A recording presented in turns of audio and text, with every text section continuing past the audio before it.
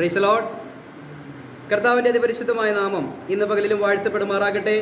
ഇന്ന് വിശുദ്ധ സഭായോഗ മധ്യേ നമ്മൾ വായിച്ച തിരുവചന ഭാഗം വിശുദ്ധ ലൂക്കോസ് എഴുതിയ സുവിശേഷം 24-ാം അധ്യായമാണ്. ഈ അധ്യായം വായിക്കുമ്പോൾ ദൈവം എൻ്റെ ഹൃദയത്തോട് സംസാരിച്ചൊരു ചിന്ത സാക്ഷ്യവും വിശ്വാസവും എന്നുള്ളൊരു ചിന്തയാണ്. അതായത് കർത്താവായ യേശുക്രിസ്തുവിനെ കുറിച്ച് പല നിലകളിൽ തൻ്റെ ജനത്തോട് ദൈവം സാക്ഷ്യം പറയിച്ചു, അല്ലേ? ആ സാക്ഷ്യം സത്യമായിരുന്നു. എന്നാൽ കുറച്ച് പേർ മാത്രമാണ് അത് വിശ്വസിച്ചത്. എന്നാൽ ഭൂരിഭാഗം പേരും അത് വിശ്വസിക്കാൻ കഴിഞ്ഞില്ല. നമുക്ക് അവരുടെ വിശ്വാസരാഹിത്യത്തെക്കുറിച്ചും അല്ലെങ്കിൽ ദൈവം കൊടുത്ത സാക്ഷ്യത്തെക്കുറിച്ചും പഠിക്കുമ്പോൾ ഇതിനകത്ത് നിന്ന് നമുക്കൊരു സന്ദേശം കിട്ടണം. ദൈവം നൽകുന്ന സാക്ഷ്യം അത് വിശ്വസിക്കുവാൻ നമുക്ക് കഴിഞ്ഞിരിക്കണം. Price the Lord. നമ്മളും അവരെ പോലെ അനുസരണക്കേടിൻ്റെ മക്കളായി തീർന്നുകൊണ്ട് നിത്യത നഷ്ടപ്പെടുവാൻ ആർക്കും ഇടയായി തീരരുത്. അതുകൊണ്ട് കർത്താവിൻ്റെ സാക്ഷ്യവും നമ്മുടെ വിശ്വാസവും എന്നുള്ള തലക്കെട്ടിൽ ഒരു മുന്നറിയിപ്പായി ഈ വിഷയത്തെ ചിന്തിക്കുമ്പോൾ നമുക്ക് ചുരുക്കം വാക്കുകളിൽ ആ വിഷയത്തെ ഒന്ന് ചിന്തിക്കുമ്പോൾ 24-ാം അധ്യായത്തിൻ്റെ 5ഉം 6ഉം വാക്യങ്ങൾ വായിക്കുമ്പോൾ നമുക്കൊന്ന് വായിക്കാം. വിശുദ്ധ ലൂക്കോസ് എഴുതിയ സുവിശേഷം 24-ന്റെ 5ഉം 6ഉം വാക്യങ്ങൾ. ഭയപ്പെട്ട് മുഖം കുനിച്ചു നിൽക്കുമ്പോൾ അവർ അവരോട്, നിങ്ങൾ ജീവനുള്ളവനെ മരിച്ചവരുടെ ഇടയിൽ അന്വേഷിക്കുന്നത് എന്ത്? അവൻ ഇവിടെയില്ല, ഉയർത്തെഴുന്നേറ്റിരിക്കുന്നു. Price the Lord. ഇവിടെ പറയുകയാണ്, രണ്ട് ദൂതന്മാർ കർത്താവിൻ്റെ കല്ലറയ്ക്കൽ, കർത്താവ് മരിച്ചടക്കപ്പെട്ട് ഉയർത്തെഴുന്നേറ്റതിന് ശേഷം കല്ലറയ്ക്കൽ വന്ന ചില പ്രിയപ്പെട്ടവരോട് അവരോട് ചോദിക്കുകയാണ്, രണ്ടുപേർ ചോദിക്കുകയാണ്, ജീവനുള്ളവനെ നിങ്ങൾ മരിച്ചവരുടെ ഇടയിൽ തിരയുന്നത് എന്തിനാണ്? എന്നിട്ട് പറയുകയാണ്, അവൻ ഇവിടെയില്ല, ഉയർത്തെഴുന്നേറ്റിരിക്കുന്നു. സ്വർഗത്തിലെ ദൂതന്മാർ സാക്ഷ്യം പറയുകയാണ്, കർത്താവായ യേശുക്രിസ്തു ഉയർത്തെഴുന്നേറ്റിരിക്കുന്നു, അല്ലേ? നമുക്കറിയാം, അത് മഗ്ദലനക്കാരത്തി മറിയ, യോഹന്ന, യാക്കോബിന്റെ അമ്മ മറിയ എന്നിവരായിരുന്നു. ഇവർ പോയി ഈ സാക്ഷ്യം തൻ്റെ അപ്പോസ്തലന്മാരോട് പറയുകയാണ്. യേശുക്രിസ്തുവിന്റെ ശിഷ്യന്മാരായിരുന്ന അപ്പോസ്തലന്മാരോട് പറയുകയാണ്. അതിൻ്റെ 10ഉം 11ഉം വാക്യങ്ങൾ നമുക്കൊന്ന് വായിക്കാം. അവർ ആരെന്നാൽ മഗ്ദലക്കാരത്തി മറിയ, യോഹന്ന, യാക്കോബിന്റെ അമ്മ മറിയ എന്നവർ തന്നെ. അവരോട് കൂടെയുള്ള മറ്റ് സ്ത്രീകളും അത് അപ്പോസ്തലന്മാരോട് പറഞ്ഞു.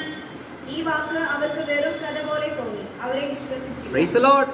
നോക്കുക, 3.5 വർഷം കർത്താവിൻ്റെ കൂടെ നടന്ന ശിഷ്യന്മാർ, കർത്താവ് ഇവിടെ ഇല്ല, മരിച്ചടക്കപ്പെട്ട കർത്താവ് ഉയർത്തെഴുന്നേറ്റിരിക്കുന്നുവെന്ന് ദൂതന്മാർ പറഞ്ഞ സാക്ഷ്യം ഈ സ്ത്രീകൾ വന്ന് പത്രോസും കൂട്ടരോടും പറയുമ്പോൾ അവരെന്താണ് ചിന്തിച്ചത്? ഈ വാക്ക് അവർക്ക് വെറും കഥ പോലെ തോന്നി. ക്രിസ്തീയ ഗോളത്തിൻ്റെ ആയിക്കോട്ടെ, ഇന്ന് ലോകത്തിലുള്ള സകല മനുഷ്യരുടെയും അവസ്ഥ ഇതാണ്. നമ്മൾ സത്യസുവിശേഷം പറയുമ്പോൾ ഒരു കഥ പോലെയാണ് അവർക്ക് തോന്നുന്നത്. സത്യം ഗ്രഹിക്കാൻ കഴിയുന്നില്ല. അതാരാണ് ഇത് കഥ പോലെ തോന്നിയത്?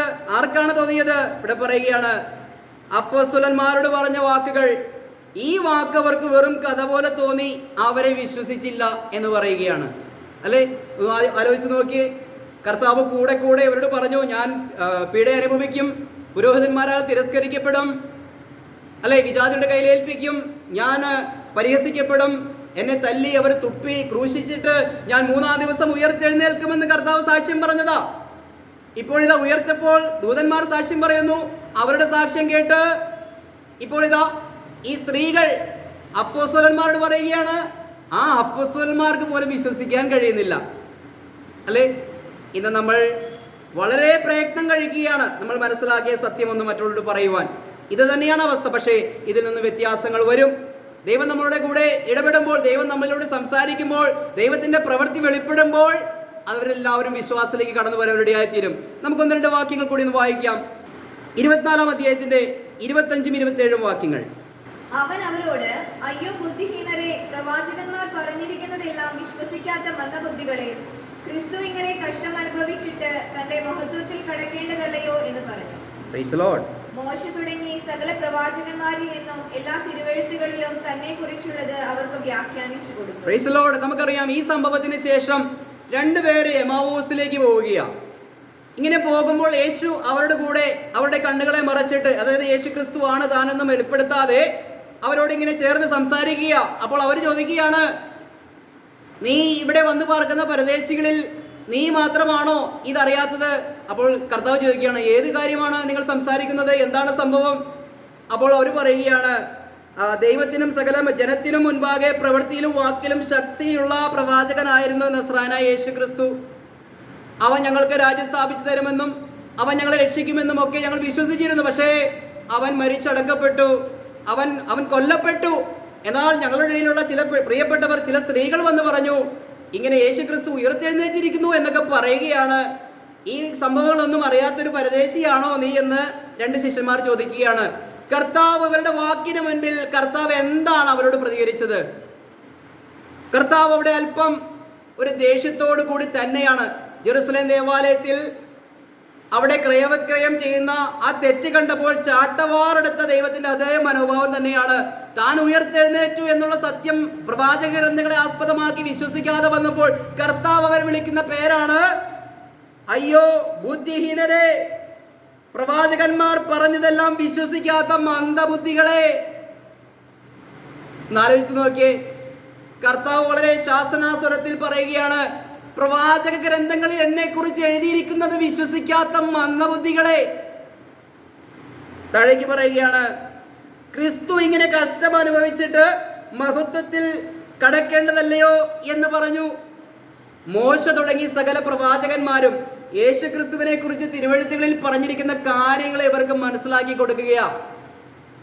അങ്ങനെ അപ്പോൾ തന്നെ അവർ കേട്ട് മനസ്സിലാക്കിയിട്ട് തിരിച്ച് അപ്പോസ്തലന്മാരുടെ അടുക്കൽ വരികയാ.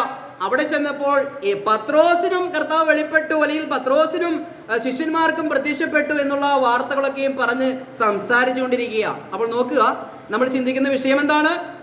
ദൈവത്തിന്റെ സാക്ഷ്യവും മനുഷ്യന്റെ വിശ്വാസവും. ദൈവം പല നിലകളിൽ ഇങ്ങനെ കർത്താവ് ഉയർത്തെഴുന്നേറ്റു എന്ന് സാക്ഷ്യം പറയുകയാണ്. അത് ചിലർ വിശ്വസിക്കുന്നു, ചിലർ വിശ്വസിക്കാതിരിക്കുന്നു, ചിലർ ഇതിനെക്കുറിച്ച് തർക്കിക്കുന്നു, കാര്യം പിടികിട്ടാതിരിക്കുന്നു. ഇത് തന്നെയാണ് ഇന്നത്തെ ഈ ലോകത്തിൽ സംഭവിച്ചുകൊണ്ടിരിക്കുന്നത്. പക്ഷേ ഒരു കാര്യമുണ്ട്, അവർ അത് വിശ്വസിക്കാതിരിക്കേണ്ടതിന് ഒരു കാരണവും ഉണ്ടായിരുന്നില്ല. കാരണം അവരുടെ കണ്ണും വെട്ടത്ത് നടന്ന സംഭവങ്ങളാ. ഇതെല്ലാം ലൈവായിട്ട് അവർ കണ്ടുകൊണ്ടിരിക്കുക, എന്നിട്ടും വിശ്വസിക്കുന്നില്ല. അല്ലേ? കർത്താവ് പറഞ്ഞു, നിങ്ങൾ കണ്ടിട്ട് വിശ്വസിച്ചു, കാണാതെ വിശ്വസിക്കുന്നവർ കൂടുതൽ ഭാഗ്യവാന്മാർ. നമ്മളിതെല്ലാം വിശ്വസിക്കുന്നത് ദൈവത്തിന്റെ പരിശുദ്ധാത്മാവിൽ ഈ സത്യങ്ങളെ വായിക്കുമ്പോഴാണ്. നമുക്കത് വിശ്വാസമായി പരിണമിക്കുകയാ. അപ്പോസ്തലന്മാർക്ക് ഇത് വെറും ഒരു കഥ പോലെ തോന്നിയ സമയമുണ്ടായിരുന്നു. നമുക്കും ഇതൊക്കെ ഒരു കഥ പോലെ തോന്നിയിരുന്ന ഒരു സമയമുണ്ടായിരുന്നു. പക്ഷെ ഇതൊന്നും വെറും കഥയല്ല എന്നുള്ളതാണ് ഈ സാക്ഷ്യമൊഴികളിലൂടെ നമ്മൾ കാണുന്നത്. കർത്താവ് വ്യക്തമായ തെളിവുകൾ കൊടുക്കുകയാണ്. നമുക്ക് 1-2 വാക്യങ്ങളൂടി വായിക്കാം. 36 മുതലുള്ള വാക്യങ്ങൾ വായിക്കാം. ഇങ്ങനെ അവർ സംസാരിച്ചു കൊണ്ടിരിക്കുമ്പോൾ അവൻ അവരുടെ നടുവിൽ നിന്നു, നിങ്ങൾക്ക് സമാധാനം എന്ന് പറഞ്ഞു. അവർ ഞെട്ടി ഭയപ്പെട്ടു, ഒരു ഭൂതത്തെ കാണുന്നു എന്ന് അവർക്ക് തോന്നി. Price the Lord. ഇനി 44 മുതലുള്ള വാക്യം വായിക്കാം. പിന്നെ അവൻ അവരോട്, ഇതാകുന്നു നിങ്ങളോട് കൂടെ ഇരിക്കുമ്പോൾ ഞാൻ പറഞ്ഞ വാക്ക്. മോശയുടെ ന്യായപ്രമാണത്തിലും പ്രവാചക പുസ്തകങ്ങളിലും സങ്കീർത്തനങ്ങളിലും എന്നെക്കുറിച്ച് എഴുതിയിരിക്കുന്നതൊക്കെയും നിവൃത്തിയാകണം എന്നുള്ളത് തന്നെ എന്ന് പറഞ്ഞു. എഴുത്തുകളെ തിരിച്ചറിയേണ്ടതിന് അവരുടെ ബുദ്ധിയെ തുറന്നു. ക്രിസ്തു കഷ്ടം അനുഭവിക്കുകയും 3-ാം നാൾ മരിച്ചവരിൽ നിന്ന് ഉയർത്തെഴുന്നേൽക്കുകയും അവന്റെ നാമത്തിൽ മാനസാന്തരവും പാപമോചനവും യെരുശലേമിൽ തുടങ്ങി സകല ജാതികളിലും പ്രസംഗിക്കുകയും വേണം എന്നിങ്ങനെ എഴുതിയിരിക്കുന്നു. ഇതിന് നിങ്ങൾ സാക്ഷികളാകും. Price the Lord. കർത്താവ് പിന്നെ പറയുകയാണ്, ഈ കാര്യങ്ങൾക്കൊക്കെയും നിങ്ങളാണ് സാക്ഷികളായിരിക്കേണ്ടത്. Price the Lord. നമ്മളും കേട്ട സത്യവാചകം കേട്ട് നമ്മൾ ഈ സത്യത്തിന് സാക്ഷ്യം നൽകുന്നവരായിരിക്കണം, അല്ലെ? ഇവിടെ കർത്താവ് വ്യക്തമായി സാക്ഷ്യങ്ങൾ അവരോട് പറയുകയാണ്. മോശ തുടങ്ങി പ്രവാചകന്മാരുടെ ന്യായപ്രമാണത്തിലൊക്കെയും എഴുതിയിരിക്കുന്ന പ്രവചനങ്ങളെയൊക്കെയും തന്നെ കുറിച്ച് എഴുതിയിരിക്കുന്ന തിരുവെഴുത്തുകളെയും നിവർത്തിച്ചു എന്നുള്ള സത്യം ആ 12 പേരെയും ഏൽപ്പിച്ചു കൊടുത്തുകൊണ്ട് അവരുടെ ബുദ്ധിയെ തിരുവെഴുത്തുകൾ തിരിച്ചറിയുവാൻ തുറന്നുകൊണ്ട്. Praise the Lord. കൊരിന്ത്യർ ലേഖനത്തിൽ വായിക്കുന്നുണ്ട്, ദൈവം നമുക്ക് നൽകിയത് അറിയുവാൻ വേണ്ടി ദൈവത്തിന്റെ ആത്മാവിനെയാ നമുക്ക് നൽകിയിരിക്കുന്നത്, അല്ലെ? അപ്പൊ ഈ സത്യം മനസ്സിലാക്കാൻ നമുക്കിന്ന് നൽകിയിരിക്കുന്നത് ദൈവത്തിന്റെ പരിശുദ്ധാത്മാവിനെയാണ്, അല്ലെ? ഇവരുടെ ബുദ്ധിയെ ദൈവം തുറന്ന് ഈ സത്യങ്ങൾ മനസ്സിലാക്കുവാൻ ഇടയാക്കി കൊടുക്കുകയാണ്, അല്ലെ? മനുഷ്യരെല്ലാം ഓരോരോ നിലകളിൽ ബലഹീനതകളുള്ളവരാണ്. 12 അപ്പോസ്തലന്മാര് പോലും ഈ സംഭവം വിശ്വസിക്കാൻ അല്പം പ്രയാസപ്പെട്ടിരിക്കുന്ന ചരിത്രം നമ്മളിപ്പോൾ വായിച്ചു. അപ്പോൾ അവരിലൂടെ കേൾക്കുന്ന മൊഴികളെ കേൾക്കണമെങ്കിൽ, അത് മനസ്സിലാക്കണമെങ്കിൽ അവർക്ക് എന്ത് വേണം? മാനുഷിക ബുദ്ധിയിൽ ഇത് ചിന്തിച്ചാൽ അവർക്ക് ഗ്രഹിക്കാൻ കഴിയില്ല. അതുകൊണ്ട് ദൈവം തന്നത് മനസ്സിലാക്കുവാൻ ദൈവത്തിന്റെ ആത്മാവിനെ കൂടിയേ തീരൂ. അപ്പോൾ നമുക്ക് ചിന്തിച്ച വിഷയം എന്ന് പറയുന്നത് ദൈവത്തിന്റെ സാക്ഷ്യവും നമ്മുടെ വിശ്വാസവും. കർത്താവ് ഇങ്ങനെ നിരവധിയായിട്ടുള്ള തെളിവുകളും സാക്ഷ്യങ്ങളും കൊടുത്തു. നമുക്ക് ഒരു വാക്യം കൂടി ഒന്ന് വായിക്കാം. അപ്പോസ്തല പ്രവൃത്തി 1-ാം അധ്യായം അതിന്റെ 2-3 വാക്യങ്ങൾ. അവൻ കഷ്ടം അനുഭവിച്ച ശേഷം 40 നാളോളം അവർക്ക് പ്രത്യക്ഷനായി ദൈവരാജ്യം സംബന്ധിച്ച കാര്യങ്ങൾ പറഞ്ഞുകൊണ്ട് താൻ ജീവിച്ചിരിക്കുന്നു എന്ന് അനേകം ദൃഷ്ടാന്തങ്ങളാൽ അവർക്ക് കാണിച്ചു കൊടുത്തു. Praise the Lord. ഇവിടെ എന്താണ് പറയുന്നത്?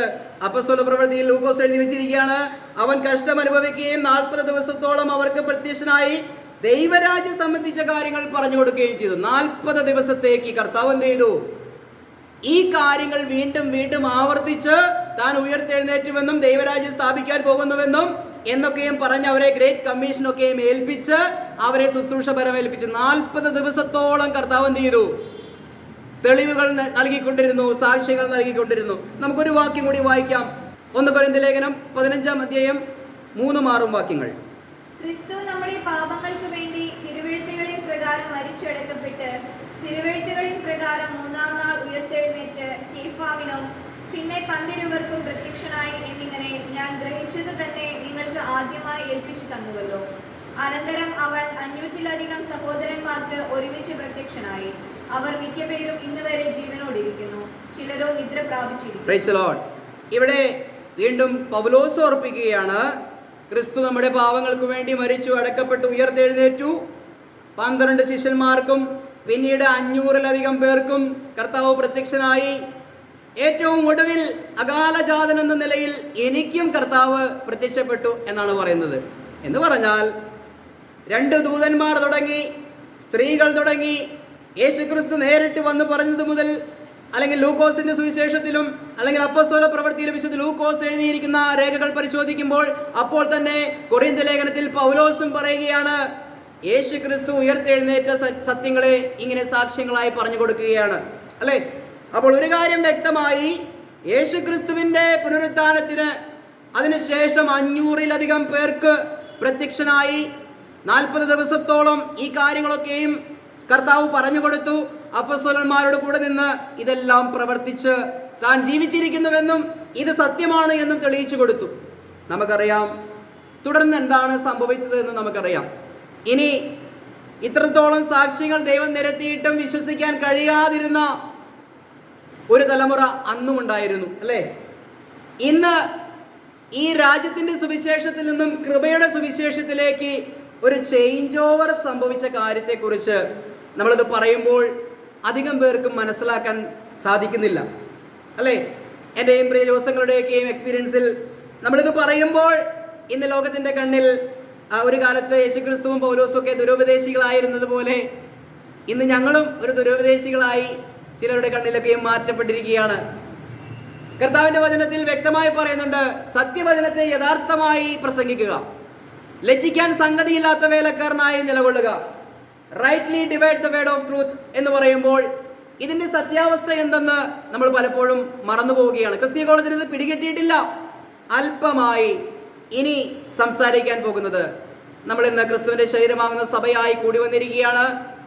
ഈ ഫെലോഷിപ്പ് മിസ്റ്ററി, ആ മാർമിക സത്യത്തിന്റെ കൂട്ടായ്മയാണ് നമ്മൾ ആചരിക്കുന്നതെങ്കിൽ ആ കൂട്ടായ്മയിലേക്ക് കടന്നു വരുവാനും ആ കൂട്ടായ്മയുടെ പ്രത്യാശയെക്കുറിച്ചും ചുരുക്കം വാക്കുകളിൽ നിന്ന് പരാമർശിക്കുവാനും അത് ആഴമായി വിശ്വസിക്കുവാനും ഇടയാക്കട്ടെ എന്ന് ദൈവത്തോട് പ്രാർത്ഥിക്കുകയും ചെയ്തുകൊണ്ട് തുടർന്നുള്ള ശുശ്രൂഷ അതിനുവേണ്ടി മാറ്റുകയാണ്. പ്രിയമുള്ളവരെ, നമുക്കറിയാം കർത്താവ് ഇത്രത്തോളം ശക്തമായ സാക്ഷികളെ നൽകി അവരെ ബലമേൽപ്പിച്ച ഈ സുവിശേഷം തുടർന്ന് മുന്നോട്ട് പോയപ്പോൾ നമുക്കറിയാം ഈ സുവിശേഷത്തിന് മഹാപുരോഹിതന്മാരുടെ അടുക്കൽ നിന്ന് പോലും തിരസ്കരണങ്ങളാണ് സംഭവിച്ചത് എന്ന് നമുക്കറിയാം.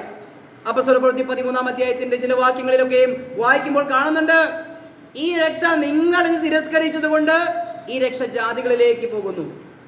എന്നെ വിജാതിയുടെ അപ്പോസ്തലനായി കർത്താവ് വിളിച്ച് വേർതിരിച്ചിരിക്കുകയാണ് എന്ന് പറഞ്ഞാൽ 12 അപ്പോസ്തലന്മാരെ ദൈവം തിരഞ്ഞെടുത്തത് ഈ രാജ്യത്തിന്റെ സുവിശേഷം പറയുവാൻ വേണ്ടിയിട്ടായിരുന്നുവെങ്കിൽ ഈ രാജ്യത്തിന്റെ സുവിശേഷം തിരസ്കരിച്ചപ്പോൾ അനാദികാലം മുതലേ മറച്ചു വെച്ചിരുന്ന ഒരു മാർമിക സത്യം വെളിപ്പാടുകൾ വഴി പൗലോസിനും കൊടുത്തു എന്ന് നമുക്കറിയാം. ഒരു പ്രത്യേക കാര്യം നമ്മൾ മനസ്സിലാക്കിയാൽ മാത്രമാണ് തുടർന്ന് പറയുന്ന കാര്യങ്ങൾ മനസ്സിലാക്കാൻ സാധിക്കുകയുള്ളൂ. എന്ന് പറഞ്ഞാൽ നമുക്കറിയാം AD 30 32-ലാണ് യേശുക്രിസ്തു ക്രൂശിക്കപ്പെട്ടത്. ആ കാലയളവിലാണ്. അപ്പോൾ യേശുക്രിസ്തു ജീവിച്ചിരുന്ന കാലയളവ് വരെ യേശുക്രിസ്തു വ്യക്തമാക്കി കൊടുത്ത ചില കാര്യങ്ങളുണ്ട്, അല്ലേ? അതിനുശേഷം യേശുക്രിസ്തു മരിച്ചതിന് ശേഷം ഉയർത്തെഴുന്നേറ്റതിന് ശേഷം ശുശ്രൂഷ മുന്നോട്ട് പോയി അല്പം കഴിഞ്ഞിട്ട് പൗലോസ് എന്ന് പറയുന്ന മനുഷ്യനെ ദൈവം തിരഞ്ഞെടുക്കുകയാണ്, അല്ലേ? അപ്പോൾ പൗലോസ് പറയുകയാണ്, ഗലാത്യ ലേഖനത്തിൽ പറയുകയാണ്, പിതാവായ ദൈവത്താലും കർത്താവായ യേശുക്രിസ്തുവിനാലും അപ്പോസ്തലനായിരിക്കുന്ന പൗലോസ് എഴുതുകയാണ്, ഇത് ഞാൻ മനുഷ്യരിൽ നിന്നല്ല പ്രാപിച്ചത്, യേശു ക്രിസ്തുവിന്റെ വെളിപ്പാടിനാൽ അത്രേ പ്രാപിച്ചത്. അപ്പോൾ യേശു ക്രിസ്തുവിന്റെ വെളിപ്പാട്, യേശു ക്രിസ്തു ഈ ഭൂമിയിൽ ജനിച്ച് ജീവിച്ച് മരിച്ചടക്കപ്പെട്ട് ഉയർത്തെഴുന്നേറ്റതിന് ശേഷം ചില കാര്യങ്ങൾ കർത്താവിന് വെളിപ്പെടുത്താൻ ഉണ്ടായത് കൊണ്ടാണല്ലോ യേശു ക്രിസ്തു പൗലോസിന് വെളിപ്പാട് കൊടുത്തത്. അതുകൊണ്ടാണ് പൗലോസ് പറയുന്നത്, എനിക്ക് യേശു ക്രിസ്തുവിന്റെ വെളിപ്പാടിനാൽ ലഭിച്ച ഈ മാർമിക സത്യമാണ് ഞാൻ നിങ്ങളോട് പറയുന്നത്. അങ്ങനെ പറയുമ്പോൾ ഏകദേശം 25-30 വർഷത്തെ അന്തരത്തിലാണ് പൗലോസിന് ഇത് പടിപടിയായി ഈ സുവിശേഷം ദൈവം ഹാൻഡ് ഓവർ ചെയ്തത് എന്ന് നമുക്ക് മനസ്സിലാക്കാൻ സാധിക്കുന്നുണ്ട്. അപ്പോൾ AD 67 പൗലോസും ഈ ലോകത്തിൽ നിന്ന് മാറ്റപ്പെട്ടു, അല്ലെ? രക്തസാക്ഷിയായി മരിക്കുവാനിടയായിത്തീർന്നു. പൗലോസും മരിക്കുവാനിടയായിത്തീർന്നു. അതിനുശേഷം AD 70 ജെറുസലേം ദേവാലയം നശിപ്പിക്കപ്പെട്ടു.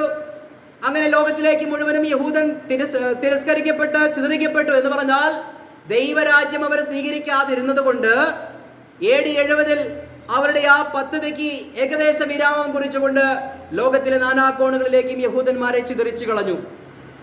കാരണം എന്താ? ദൈവത്തിന്റെ ഈ സുവിശേഷ സംബന്ധമായി അവർ ശത്രുക്കളായി തീർന്നു. അവർ ദൈവത്തെ തിരസ്കരിച്ചപ്പോൾ ദൈവം അവരെയും തിരസ്കരിച്ചു. പ്രിയമുള്ളവരെ, ദൈവരാജ്യം സ്ഥാപിക്കുവാൻ വന്ന യഹൂദന്മാർക്ക് ദൈവരാജ്യം സ്ഥാപിച്ച് 1000 ആണ്ട് സ്ഥാപിക്കാൻ വന്ന കർത്താവ് AD 70 എന്താ ചെയ്തത്? ദൈവരാജ്യം സ്ഥാപിക്കുവാൻ വിമുഖത കാണിച്ച ഈ യഹൂദന്മാരെ ലോകത്തിന്റെ അറുതി വരെയും ചിതറിച്ചു കളഞ്ഞു. അവരുടെ ഭ്രംശം ജാതികൾക്ക് രക്ഷയായി തീർന്നുവെന്ന് പറയുന്നത് പോലെ ഇസ്രായേലിനെ ദൈവം ചിതറിച്ചു കളഞ്ഞിട്ട് ജാതികൾക്ക് വേണ്ടി ദൈവം ഒരു കാലഘട്ടം ഒരുക്കി വെച്ചു. അതിനെയാണ് ഗ്രേസ് പീരീഡ് എന്ന് പറയുന്നത്, കൃപായുഗം എന്ന് പറയുന്നത്. ന്യായപ്രമാണത്തിൽ നിന്നും വ്യത്യസ്തമായ ഒരു കൃപയുടെ സുവിശേഷം, അതായത് രാജ്യത്തിന്റെ സുവിശേഷത്തിൽ രക്ഷ പ്രാപിക്കുവാൻ യേശു തന്നെ മശിഹ എന്ന് വിശ്വസിക്കണം, പിതാവിന്റെയും പുത്രന്റെയും പരിശുദ്ധാത്മാവിന്റെയും നാമത്തിൽ സ്നാനം കഴിക്കണം, അപ്പോസ്തലന്മാരുടെ ഉപദേശങ്ങൾ അനുസരിക്കണം, അവരുടേതായ എല്ലാ കാര്യങ്ങളും ന്യായപ്രമാണ സംബന്ധമായിട്ടുള്ള എല്ലാ നിയമങ്ങളും കൽപ്പനകളും അനുസരിച്ച് കർത്താവിൽ വിശ്വസിച്ച് അവർ അങ്ങനെ രക്ഷിക്കപ്പെടണമായിരുന്നു. അതായിരുന്നു രാജ്യത്തിന്റെ സുവിശേഷ പ്രകാരമുള്ള രക്ഷ. എന്നാൽ പൗലോസിലൂടെ വെളിപ്പെട്ട ഈ രക്ഷാമാർഗത്തിൽ പൗലോസ് പറയുകയാണ്, നമ്മൾ ന്യായപ്രമാണത്തിൽ നിന്നും ഒഴിവുള്ളവരാണ്. നമ്മൾ ന്യായപ്രമാണത്തിന് കീഴിലല്ല, നമ്മൾ കൃപയ്ക്ക് കീഴിലാണ്. അവിടെ നമുക്ക് രക്ഷയ്ക്ക് ആവശ്യമായ പ്രവൃത്തി ആവശ്യമില്ല, രക്ഷയ്ക്ക് ആവശ്യമായ പരിച്ഛേദന ആവശ്യമില്ല, രക്ഷയ്ക്ക് ആവശ്യമായ ന്യായപ്രമാണത്തിന്റെ അനുസരണം അല്ലെങ്കിൽ അത് ആവശ്യമില്ല.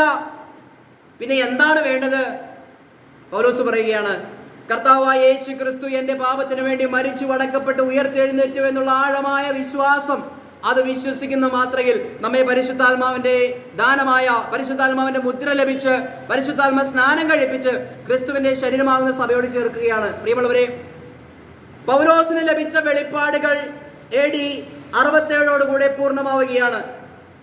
എന്നാൽ ഈ AD 67 കഴിഞ്ഞിട്ട് ദൈവം ചില വെളിപ്പാടുകൾ, പുതിയ വെളിപ്പാടുകൾ ആർക്ക് കൊടുക്കുകയാണ്?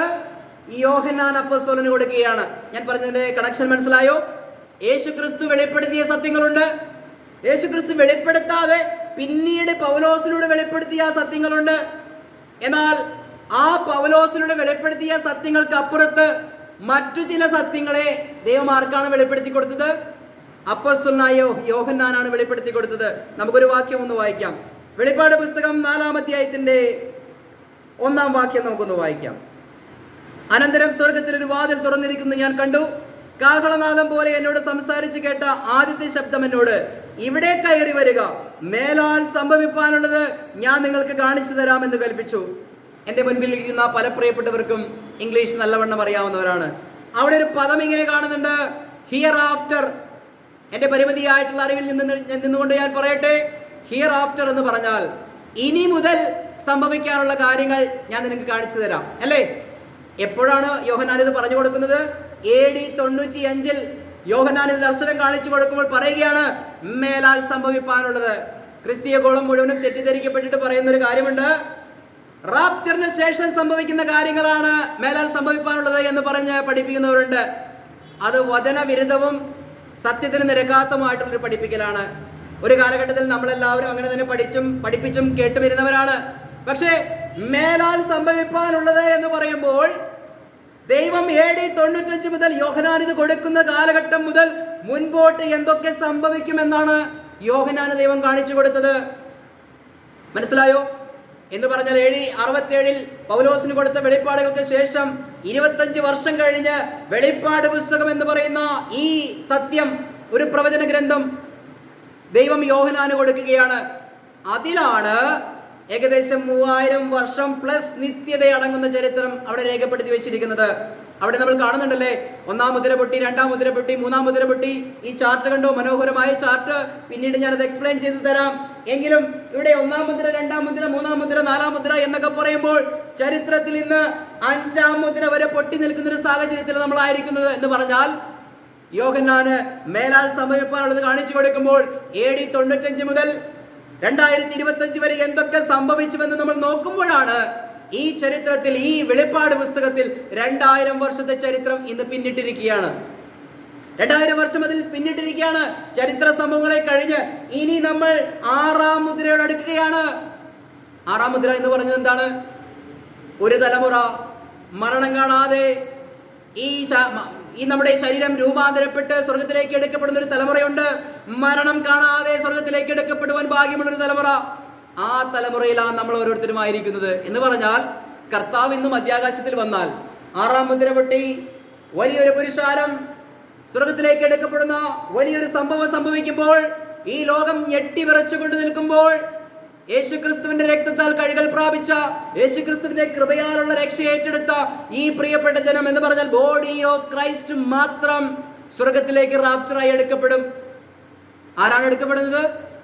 യേശുക്രിസ്തുവിനെ, എന്റെ പാപത്തിന് വേണ്ടി മരിച്ചടക്കപ്പെട്ട് ഉയർത്തെഴുന്നേറ്റ കർത്താവിനെ ഞാൻ ആഴമായി വിശ്വസിക്കുന്നുവെങ്കിൽ, ഒരു പ്രവൃത്തിയും കൂടാതെ ആ വിശ്വാസം മൂലം ഞാൻ ക്രിസ്തുവിന്റെ ശരീരമാകുന്ന സഭയായതുകൊണ്ട് എന്നെ സ്വർഗത്തിലേക്ക് ദൈവം കൊണ്ടുപോകും. പിന്നീടും ദൈവം പറയുകയാണ്, തുടർന്നും യോഹന്നാനോട് പറയുകയാണ്, നീ എഴുതുക എന്ന് പറയുമ്പോൾ സ്വർഗത്തിലും ഭൂമിയിലും ക്രമമായി സംഭവിക്കുന്ന കാര്യങ്ങളെ കുറിച്ച് പറയുകയാണ്. ഒടുവിൽ സ്വർഗത്തിലുള്ളതും ഭൂമിയിലുള്ളതും ക്രിസ്തുവിൽ വീണ്ടും പുത്തനാം യെരൂശലേമിൽ ഒന്നിക്കുന്ന ആ ഒരു കാല സമ്പൂർണതയെ കുറിച്ച് പൗലോസ് പറഞ്ഞു വെച്ചു.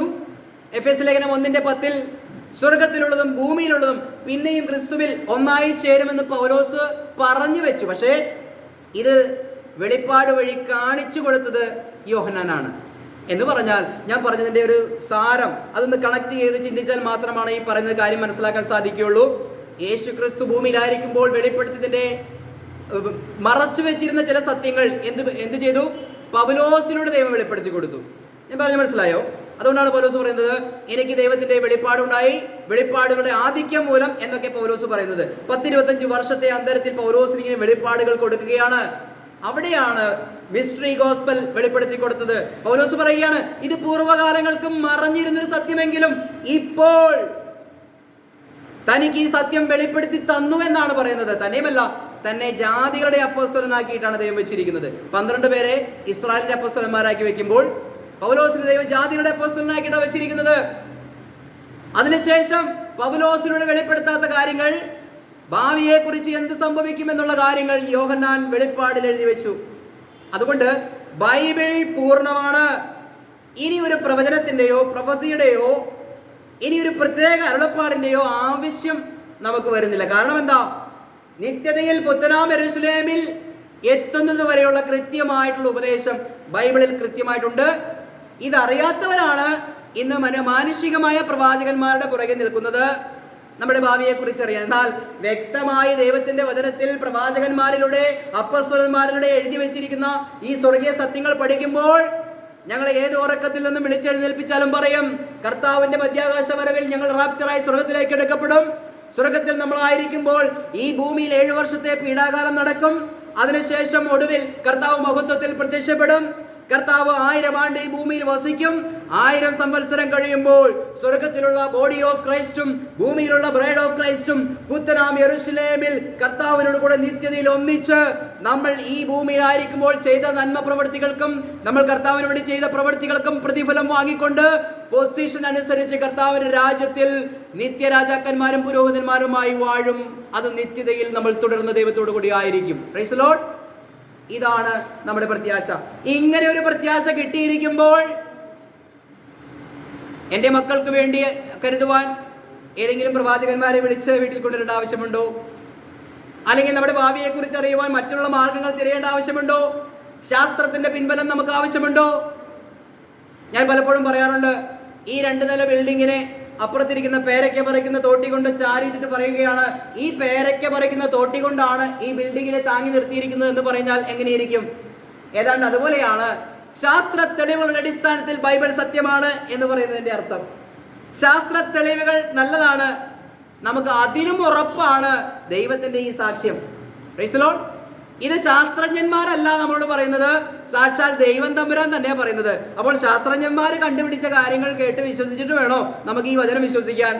അല്ലെങ്കിൽ ദൈവം പറഞ്ഞ സാക്ഷ്യം വിശ്വസിച്ചിട്ട് വേണോ നമുക്കിത് വിശ്വസിക്കുവാൻ? പ്രിയമുള്ളവരെ, നേരത്തെ കർത്താവായ യേശുക്രിസ്തു ഉയർത്തെഴുന്നേറ്റതിന് ശേഷം ദൂതന്മാർ പറഞ്ഞു സാക്ഷ്യം, തന്നെ അനുഗമിച്ച സ്ത്രീകൾ സാക്ഷ്യം പറഞ്ഞു, അപ്പോസ്തലന്മാർ സാക്ഷ്യം പറഞ്ഞു. കർത്താവായ യേശുക്രിസ്തു 40 ദിവസത്തോളം അവർക്ക് പ്രത്യക്ഷപ്പെട്ട് സാക്ഷ്യം പറഞ്ഞു കൊടുത്തു. അതിനുശേഷം 500-ലധികം പേർക്ക് കർത്താവ് പ്രത്യക്ഷപ്പെട്ട് സാക്ഷ്യം പറഞ്ഞു കൊടുത്തു. അതിനുശേഷം ഏറ്റവും ഒടുവിൽ പൗലോസിന് ദൈവം സാക്ഷ്യം കൊടുത്തു. ആ സാക്ഷ്യം ലോകത്തോട് അറിയിച്ചു. ഇന്ന് പകലിൽ ദൈവം കൊടുത്തിരിക്കുന്ന ഈ വെളിപ്പാടനുസരിച്ച് ആ മിസ്റ്ററി ഗോസ്പലിനെ കുറിച്ച് നമ്മൾ ഇവിടെ പറയുമ്പോൾ ഒരു വാക്യം നമുക്ക് അതിനിടയിൽ ഒന്ന് വായിക്കാം. 1 കൊരിന്ത്യർ ലേഖനം 1:18 വാക്യത്തിൽ ഇങ്ങനെ പറയുകയാണ്, ക്രൂശിന്റെ വചനം നശിച്ചു പോകുന്നവർക്ക് ഭോഷത്വവും രക്ഷിക്കപ്പെടുന്ന നമുക്കോ ദൈവശക്തിയുമാകുന്നു. പ്രിയമുള്ളവരെ, ഞങ്ങൾ പറയുന്ന ഈ സുവിശേഷം പലരും കേൾക്കുമ്പോൾ പറയും, ഇതൊരു ഭോഷത്വമല്ലേ, ഇതൊരു മണ്ടത്തരമല്ലേ, ഇതൊരു വിവരക്കേടല്ലേ എന്നൊക്കെ ലോകത്തിലെ പണ്ഡിതന്മാർ പറയും.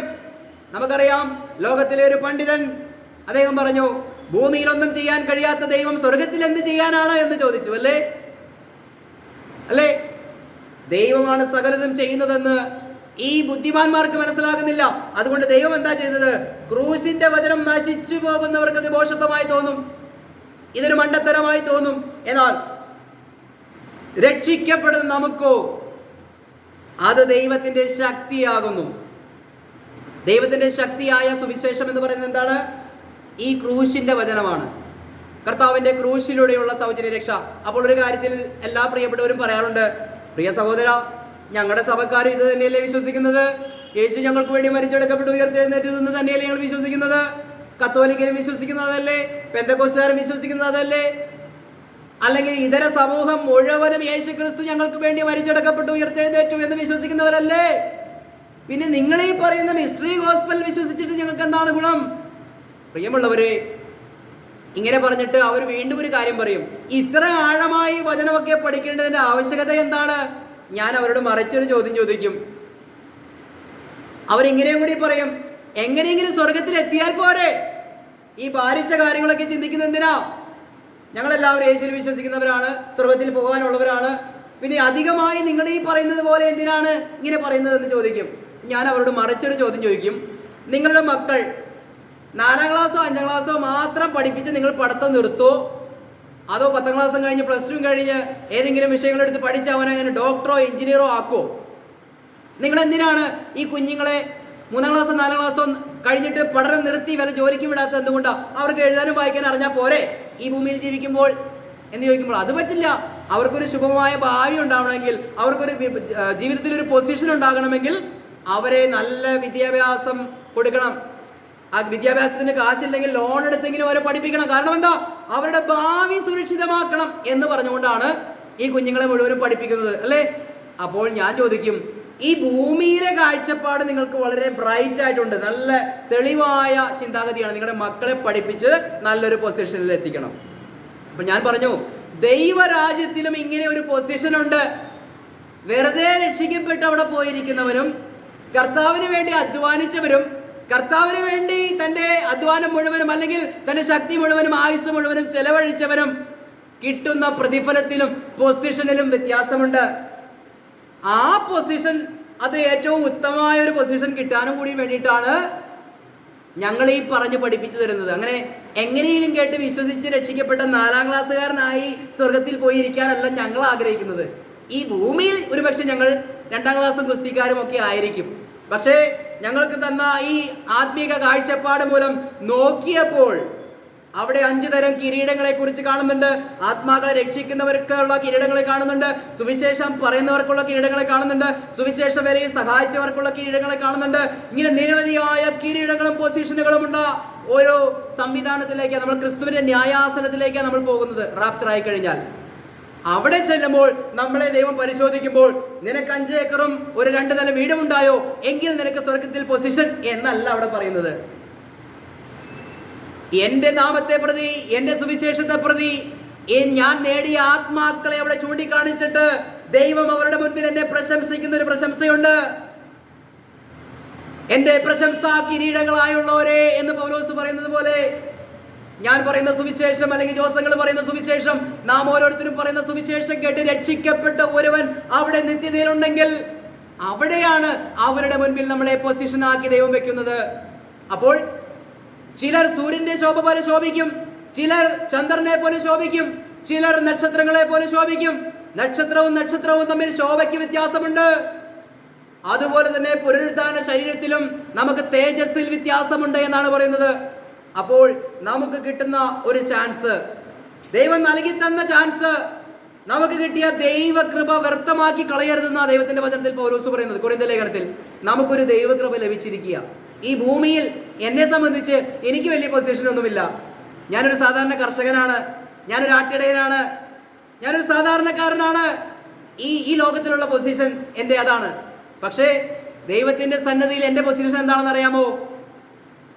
ഒരു സ്വർഗീയ ഗവൺമെന്റിന്റെ ഒരു ഉദ്യോഗസ്ഥനാണ് ഞാൻ മാത്രമല്ല, എന്നോട് കൂടെ ആയിരിക്കുന്ന ജോസങ്ങളും ഇവിടെ ഇരിക്കുന്ന പല പ്രിയപ്പെട്ടവരും സുവിശേഷ സംബന്ധമായി എന്നോട് കൂടി ഇരിക്കുമ്പോൾ ദൈവത്തിന്റെ കണ്ണിൽ നിന്ന് നോക്കുമ്പോൾ സ്വർഗീയ ഗവൺമെന്റിന്റെ ഒരു ഉദ്യോഗസ്ഥനാ. ആ ഒരു പൊസിഷൻ ലോകത്തിന് അറിയില്ല. ലോകത്തിന്റെ കണ്ണിൽ വെറും ചപ്പും ചവറും പോലെയാണ് നമ്മളെ കാണുന്നതെങ്കിൽ പോലും ദൈവത്തിന്റെ കണ്ണുകളിൽ ആ സുവിശേഷമായി പോകുന്ന പാതകൾ എത്ര മനോഹരമെന്ന ദൈവത്തിന്റെ സന്നിധിയിൽ എഴുതി വെച്ചിരിക്കുന്നത്. അതുകൊണ്ട് സ്വർഗത്തിൽ നമുക്കൊരു പൊസിഷൻ ഉണ്ട്. ഏറ്റവും നല്ലൊരു പുനരുദ്ധാനത്തിന് വേണ്ടി പൗലോസ് ആഗ്രഹിക്കുക.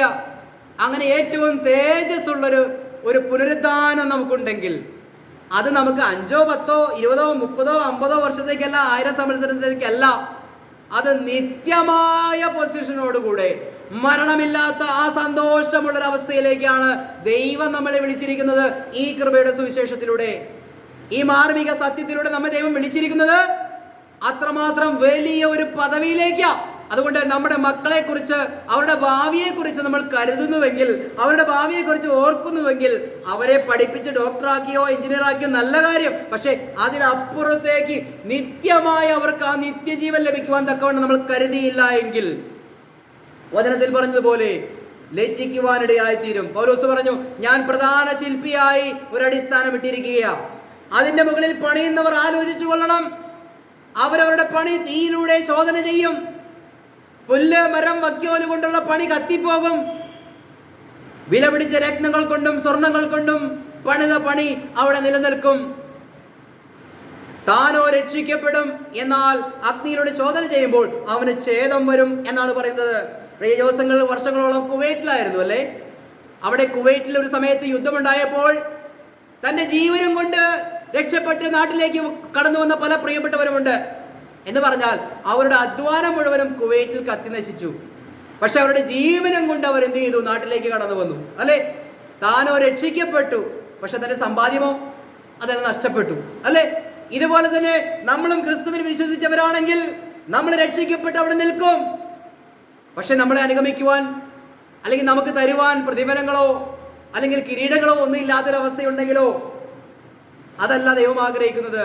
എല്ലാവർക്കും തരുവാൻ, ആ സ്വർഗത്തിൽ ചെല്ലുന്ന ഒരു ചെറിയവൻ പോലും അത് ഏറ്റവും ശ്രേഷ്ഠ പദവിയിലേക്കാണ് ചെല്ലുന്നതെങ്കിലും നമുക്കൊരു ഓപ്പർച്യൂണിറ്റി ഉണ്ട്, ഒരു അവസരമുണ്ട് ആ സ്വർഗത്തിൽ നിത്യമായ ഒരു പൊസിഷനോട് കൂടി ദൈവസന്നിധിയിലായിരിക്കുവാൻ. അതിനു വേണ്ടിയിട്ടാണ് പൗലോസ് പറയുന്നത്, ഞാൻ എല്ലാവരോടും കടപ്പെട്ടിരിക്കുന്നു, യഹൂദനോടും യവനോടും എല്ലാവരോടും താൻ ഈ പരിജ്ഞാനം വ്യക്തമാക്കി കൊടുക്കുകയാ. അതിനുള്ളൊരു കൃപ പൗലോസിന് കൊടുത്തിരിക്കുക. ദൈവത്തിന്റെ ഈ പരിജ്ഞാനം മറ്റുള്ളവർക്ക് വ്യക്തമാക്കി കൊടുക്കുവാൻ തന്നെ വിളിച്ചു വേർതിരിച്ചു എന്നാ പൗലോസ് പറയുന്നത്. ഈ അപ്രമേയ ധനത്തെ കുറിച്ച് പറയുവാൻ, ദൈവത്തിന്റെ ഈ തേടിപ്പിടിച്ച് കണ്ടെത്താൻ കഴിയാത്ത ഈ ഒരു ധനത്തെ കുറിച്ച് പൗലോസിലൂടെ ദൈവം വെളിപ്പെടുത്തി തന്നിരിക്കുക. ഈ ഭൂമിയിൽ രേഖപ്പെടുത്തി വെച്ചിരിക്കുന്ന ഏതെങ്കിലും പുസ്തകത്തിൽ അങ്ങനെ ഒരു ശോഭനമായ ഭാവിയെ കുറിച്ച് എഴുതിയിട്ടുണ്ടോ? ഇല്ല. അത് ഈ ബൈബിളിൽ മാത്രമേ ഉള്ളൂ. അതുകൊണ്ടാണ് ഈ ബൈബിൾ എടുത്തുകൊണ്ട് ഞങ്ങൾ പ്രസംഗിക്കുന്നത്, ഇതിനകത്തുള്ള പ്രത്യാശയിൽ ഉറച്ചു നിൽക്കുന്നത്. Price the Lord, hallelujah. അനേകം വചനങ്ങൾ നമുക്ക് ഉണ്ടെങ്കിലും ഒരു വാക്യം മാത്രം വായിച്ച് ഈ സന്ദേശത്തിൽ നിന്ന് വിരമിക്കുവാൻ ആഗ്രഹിക്കുന്നു. എബ്രായ ലേഖനം അതിൻ്റെ 12-ാം അധ്യായത്തിന്റെ 1 മുതൽ 3 വരെയുള്ള വാക്യങ്ങൾ മറ്റൊരു പശ്ചാത്തലത്തിലാണ് അത് പറയുന്നതെങ്കിലും നമ്മുടെ ഈ വിഷയത്തോടുള്ള ബന്ധത്തിൽ നമുക്കൊരു ശക്തി ലഭിക്കുവാൻ, ദൈവത്തിന്റെ വചനത്തിന്റെ ശക്തി വെളിപ്പെടുവാൻ ആ വാക്യം നമുക്കൊന്ന് വായിക്കാം. എബ്രായ ലേഖനം 12-ാം അധ്യായത്തിന്റെ 1 മുതൽ 3 വരെയുള്ള വാക്യങ്ങൾ. ആകയാൽ നാമും സാക്ഷികളുടെ ഇത്ര വലിയൊരു സമൂഹം നമുക്ക് ചുറ്റും നിൽക്കുന്നത് കൊണ്ട് സകല ഭാരവും മുറുകെ പറ്റുന്ന പാപവും വിട്ട് നമുക്ക് മുമ്പിൽ വെച്ചിരിക്കുന്ന ഓട്ടം സ്ഥിരതയോടെ ഓടുക. Praise the Lord. വിശ്വാസത്തിന്റെ നായകനും പൂർത്തി വരുത്തുന്നവനുമായ യേശുവിനെ നോക്കുക. തന്റെ മുമ്പിൽ വെച്ചിരിക്കുന്ന സന്തോഷമോർത്ത് അവൻ അപമാനം അലക്ഷ്യമാക്കി ക്രൂശിനെ സഹിക്കുകയും ദൈവസിംഹാസനത്തിന്റെ വലത്തുഭാഗത്ത് ഇരിക്കുകയും ചെയ്തു. നിങ്ങളുടെ ഉള്ളിൽ ക്ഷീണിച്ചു മടുക്കാതിരിപ്പാൻ പാപികളാൽ തനിക്ക് നേരിട്ട ഇങ്ങനെയുള്ള വിരോധം സഹിച്ചവനെ ധ്യാനിച്ചുകൊള്ളു. Praise the Lord. മറ്റൊരു പശ്ചാത്തലത്തിലാണ് ദൈവത്തിന്റെ വചനം രേഖപ്പെടുത്തി വെച്ചിരിക്കുന്നെങ്കിലും ഈ വിഷയത്തോടുള്ള ബന്ധത്തിൽ നമ്മളെ ശക്തീകരിക്കുന്ന ഒരു കാര്യം അതിനകത്തുണ്ട്.